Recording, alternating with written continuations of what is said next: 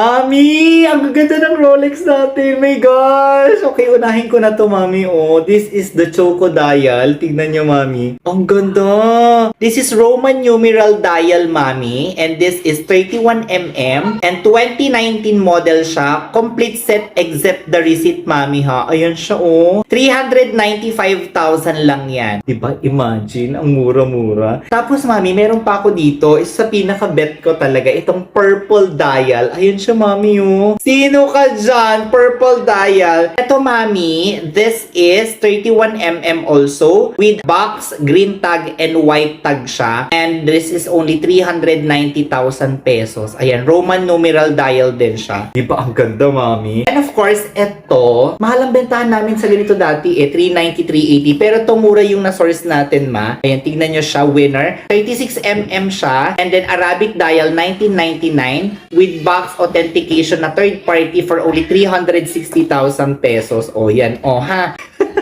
O, ayan yung mga available natin mo. Diyos me, I'm so happy we have. Ako, DM mo na kami, madali. Perfect!